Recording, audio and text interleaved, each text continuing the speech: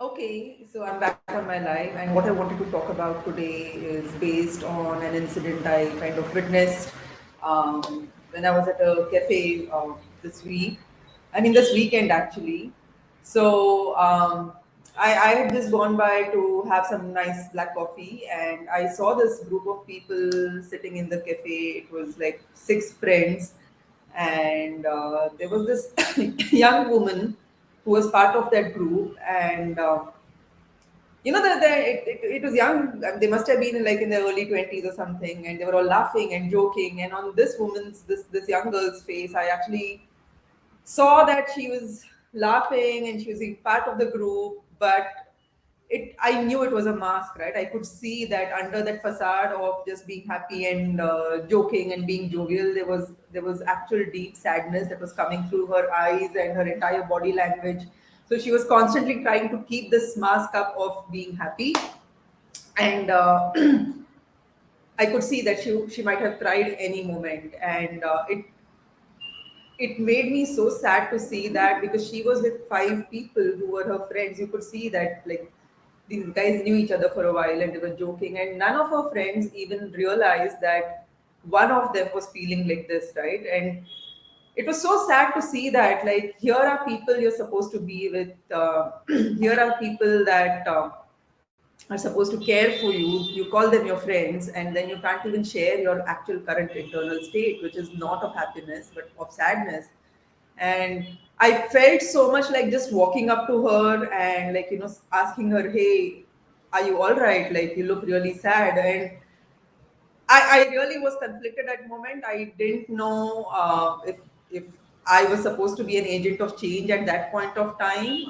What would that do to her? What would that do to the entire facade that she had with her friends?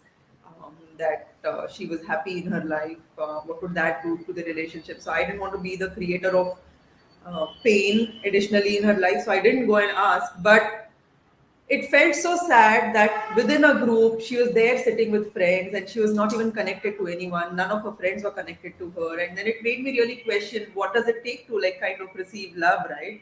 All that she needed was some love, and I think more than anything else, for you to really receive love, like, the art of receiving love requires an open heart, right? You have to learn how to be open to receiving.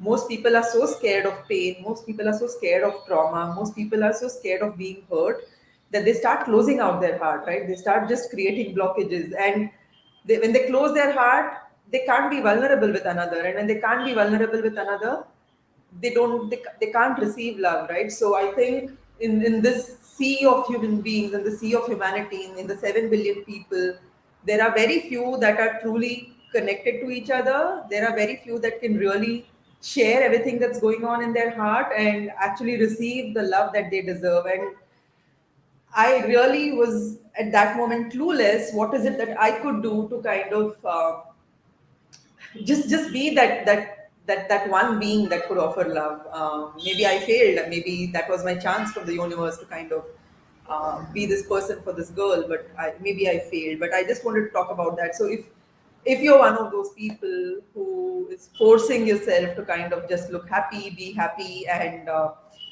because no one else is realizing that you're what I call as dehydrated of love, like you're experiencing chronic love depletion, chronic love dehydration, reach out. I'm telling you, I have the mind space for you, and I'll be there for you. So that is something that I wanted to talk about. Learn to be open to receiving love. To be open to receiving love, you have to learn to be vulnerable. What does vulnerability mean? It means that you actually share what's really going on in your heart and your mind, no matter what you're feeling. There are some that might judge you, but I'm not one of those. So reach out. I just wanted to talk about that. Because no matter what stress you're going through, this is what I was teaching in the academy as well, where I cover the stress module. Every stress, every stressor in your life, especially the mental emotional stressors in your life, actually, along with adrenaline, also release a huge dose of oxytocin. So your brain releases oxytocin. Oxytocin is the hormone that enables connections. Oxytocin is the hormone that is released in a mother's body when a baby is born. Oxytocin is the hormone that's released when you are in love. Oxytocin is the hormone that's released.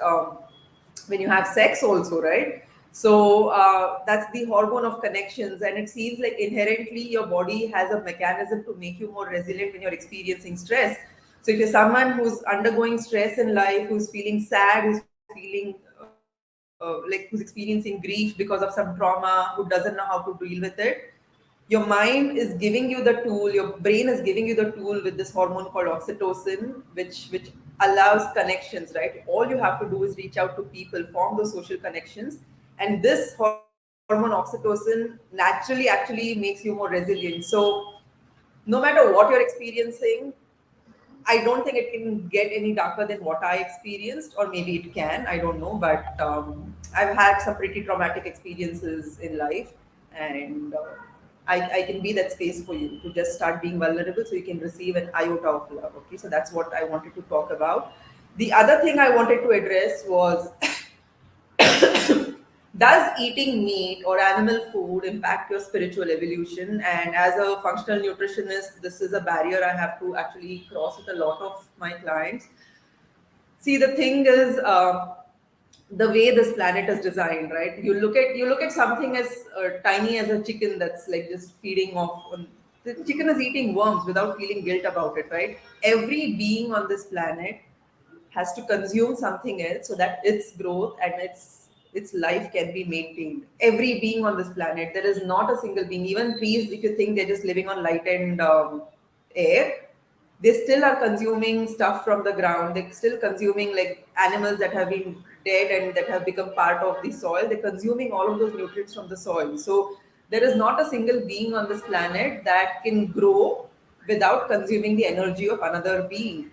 Now, for those people who think eating animals gets in the way of spiritual evolution, our bodies are designed to optimally run with animal foods. There is no debating that. I was a whole food plant based nutritionist. This company pivoted last year when we kept seeing from blood work, when we kept seeing from our clients' data, when we kept seeing from my own blood work that there was definitely a lot of deficiencies that were being created because of eating only plant foods, right? So animal foods definitely evolutionarily, historically have a place in human diet. There is no denying that. We've healed so many autoimmune cases, we've cured people of their depression and anxiety, we've reversed so many chronic diseases by including animal foods. Now tell me, if this was going against nature, if eating animal foods was going against nature, would that person's body have healed? It wouldn't have. When you abide with natural law, that's when you see. So people who have healed then have so much energy. There's a transformation that happens in the body, and I'll talk more about this energy transformation tomorrow. But eating the food that's right for our body enables a certain transformation in the body. And this transformation then allows your energy from being stuck in disease and decay to start moving into things that you can start doing with your brain and your mind, and you can fulfill your purpose on this planet. I have seen myself grow even more after adding animal foods, both in terms of physical strength and mental strength. I was definitely much different when I was plant based.